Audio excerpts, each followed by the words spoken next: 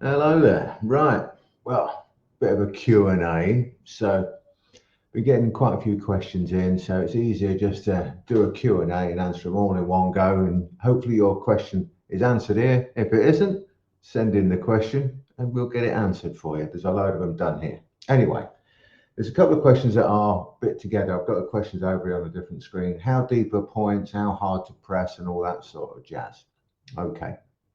I've shown on several clips, okay, on my blog or vlog, whatever you want to call it. So just go to the site and on the blog, you'll see that there's a lesson there about points. I'm explaining exactly how deep to press and how hard pressing and all that sort of stuff. So let me go over it again.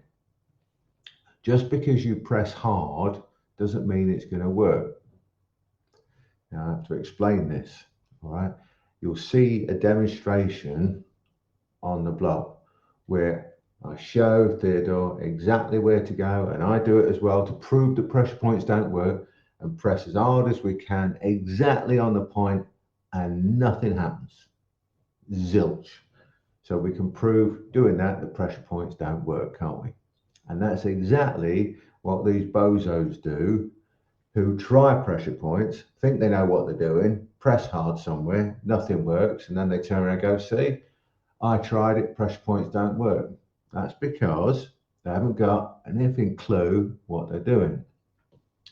You've got to go in deep before you start to press. Now, it's quite simple. Look, if I'm pressing on the top of my arm and I just press hard on the top of my arm, I'm just pressing hard on the top of my arm. If I go in deep first and then start to press, it's a different thing entirely.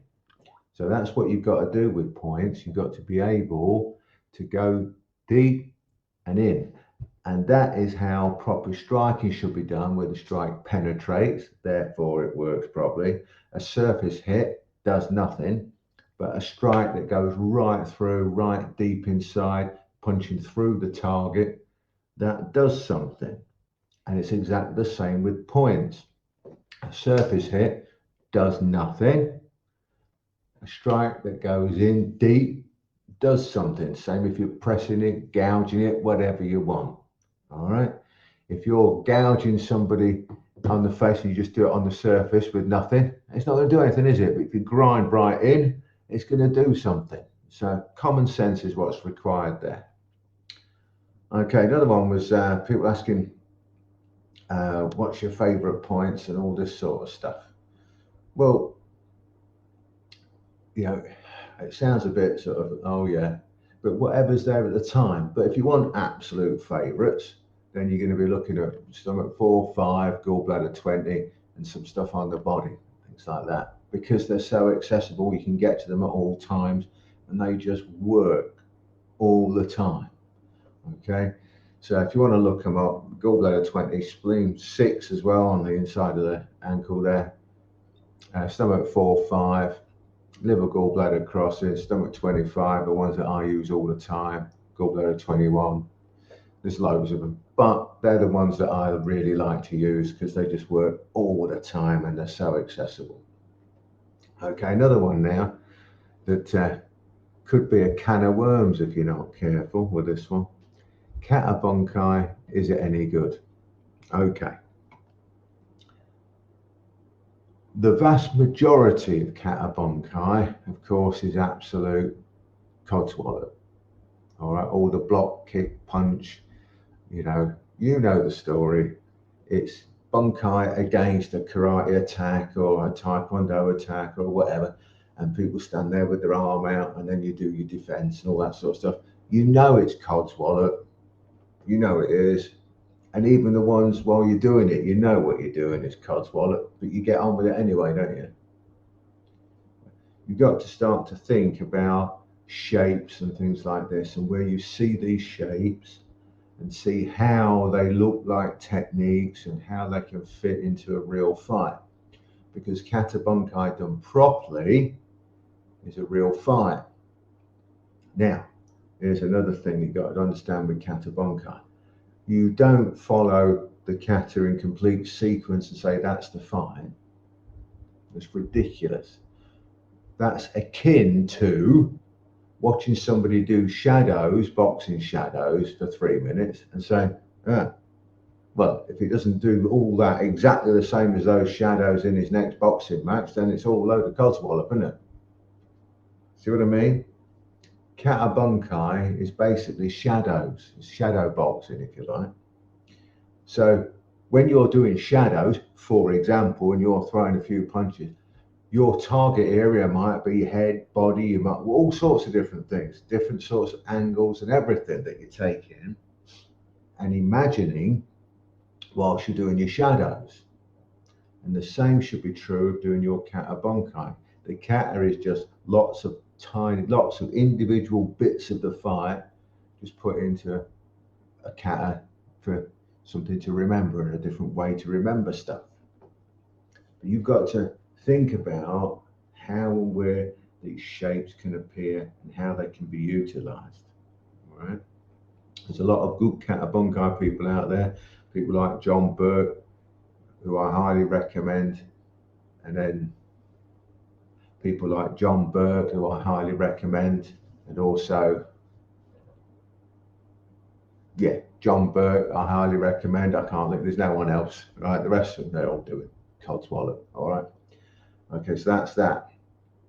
Okay, next question was basics. What do I call basics and how do basics work? Okay, well,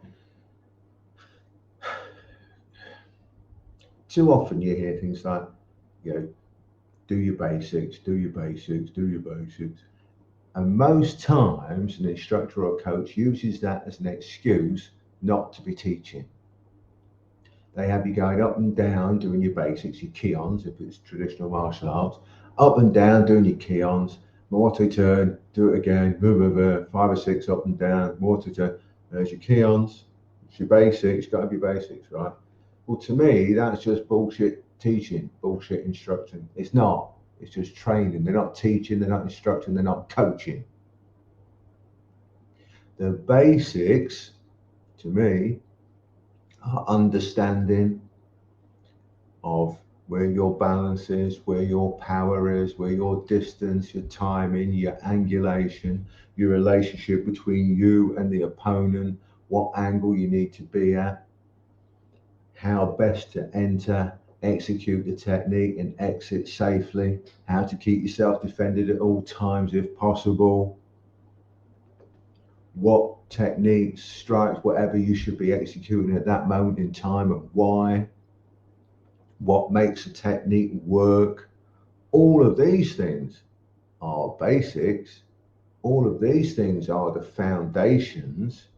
Blindly going up and down the room doing 2 or 3 different basic techniques and calling it the basics, the kions, is bullshit teaching, bullshit coaching, bullshit training.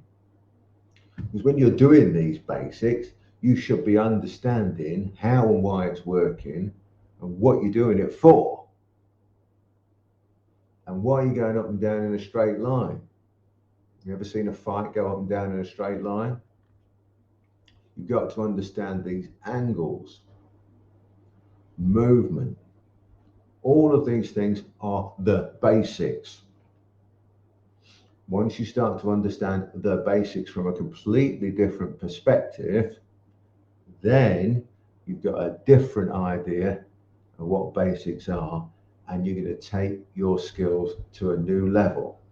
All right, simple as that. Once you understand what basics should and shouldn't be. Okay. Another question was drilling, and why do I go on about drilling and people doing it wrong? Because people do it wrong.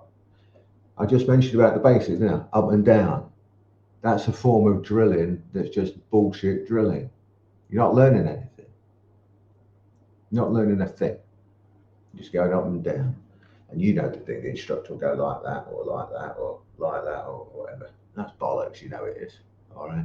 You've got to understand so much more. So drilling, let me give you an example. Okay. And this is exactly how we used to drill when it was me, Phil, Bart, Amit, Johnny Pants, all that. All these people, when we were drilling something, this is how we would drill it. So let's take something that's out of our comfort zone because we're basically striking background. So when we were drilling groundwork to understand grappling better, okay, we would take, say, something from Tony Cicchini, right? Top wrist lock. Let's take that as an example, this one. All right? Whatever you call it, BJ, I can't remember all these fancy names. Top wrist lock. So let's say that I'm having the lock done on me and my training partner's putting the lock on. So he's drilling the top wrist lock.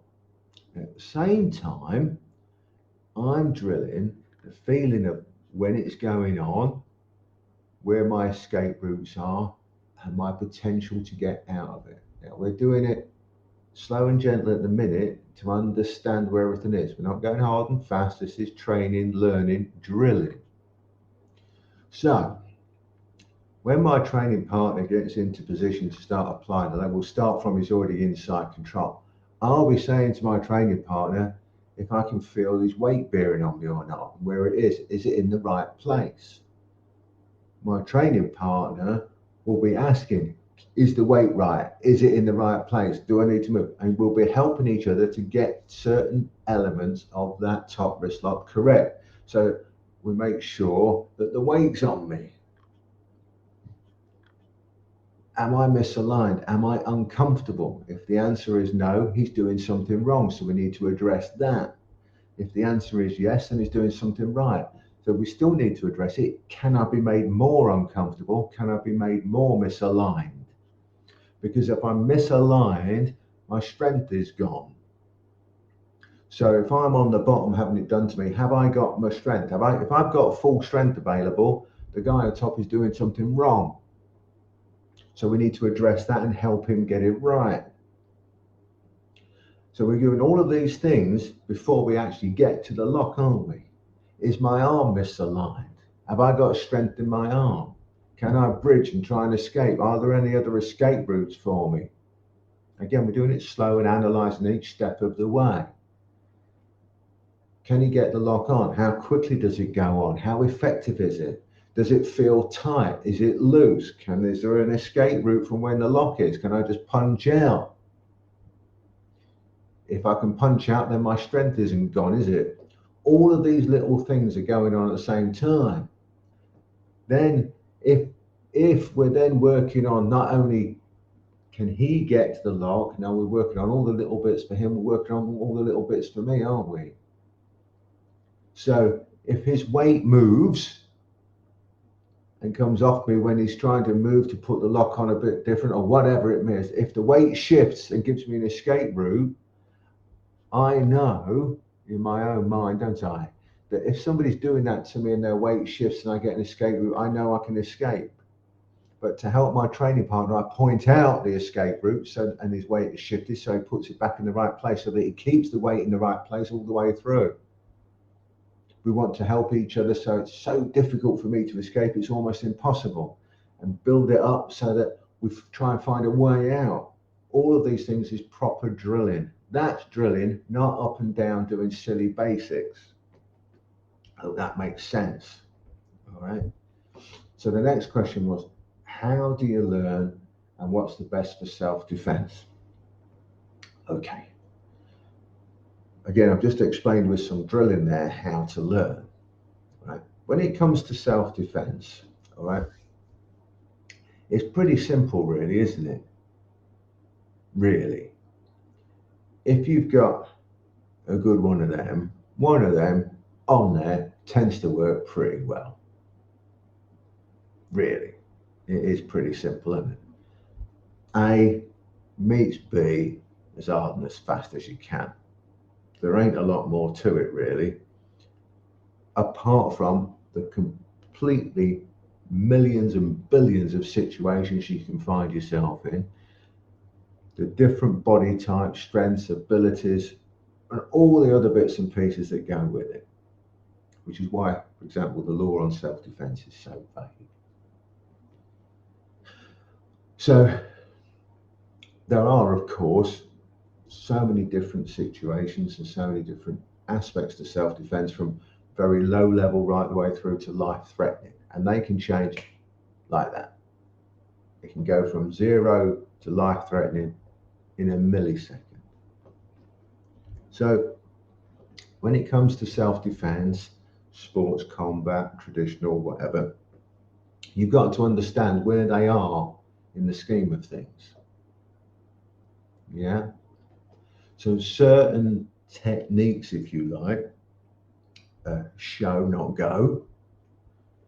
Right? A jumping, spinning 540-degree wheel kick type thing is probably not going to cut it in the pub on a Saturday night or out on a wet, icy road, is it? You know what I mean?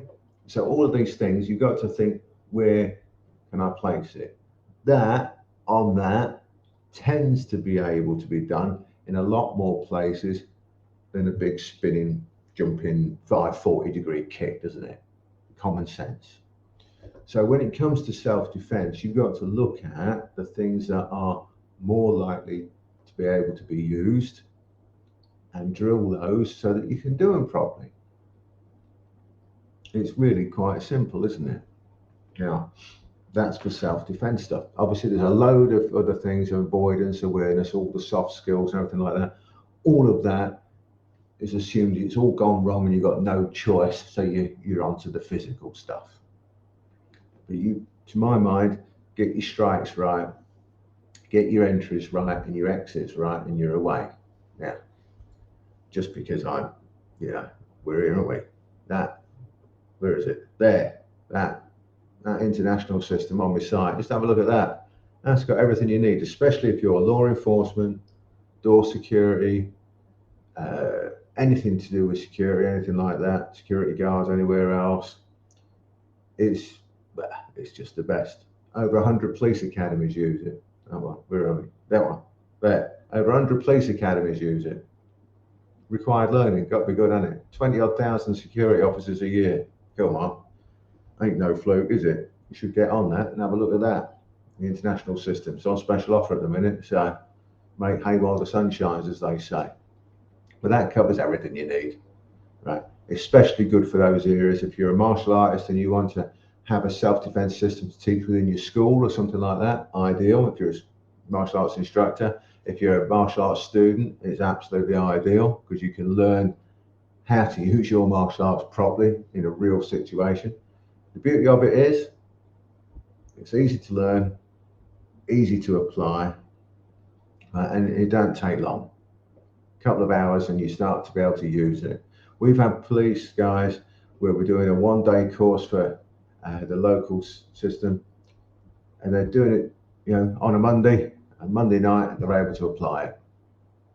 Simple as that, because it just works. All right, simple as that. Okay, and the other question I keep getting asked is it true you're going to be coaching Andrew Tate for his fight with Jake Paul? I think it is, or Logan. I don't know whichever one.